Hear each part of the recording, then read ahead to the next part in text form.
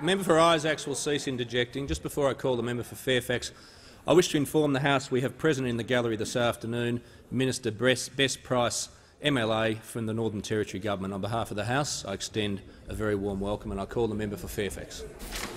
A question to the Prime Minister. Isn't it time the government did something about house affordability? Will the government support Palmer United policy for home buyers to make an election at the time they purchase their home to either accept the exemption from capital gains tax when they sell their home or elect that all their repayments for home loans are tax deductible? To expand home ownership, stimulate our economy, create jobs and greater economic activity will boost the government revenue and deliver prosperity for all Australians.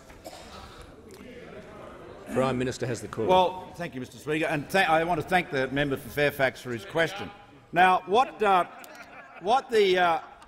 honourable member is canvassing, as I understand it, is this proposition.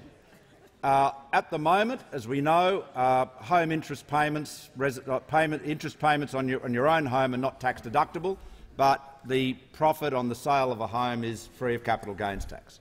What the honourable member is suggesting, as I understand it, is there should be an alternative whereby interest payments were tax deductible, but the sale on the house would be assessable to CGT in the normal way, as though it was any other asset.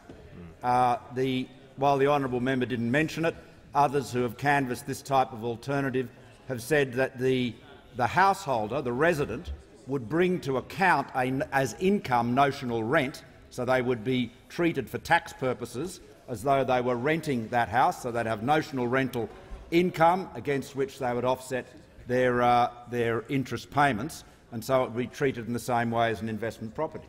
Now, that proposition, which has been made before by others, but eloquently here in the House of Representatives by the member for Fairfax, is one that stands in stark contrast to anything that's come from the Labor Party. This is actually a suggestion. Now, I'm not in a position to say that the government would accept it or favours it, but it is an idea. It's been made before. It's something that can be considered, and so there you have a party with only one representative in the House of Representatives actually making suggestions about tax reform and tax change. Member for Grayndler and the Minister for Immigration will cease interjecting. Are unable to do anything. So I say thank you to the member for Fairfax. He's shown at least that he wants to play a constructive role in this important debate.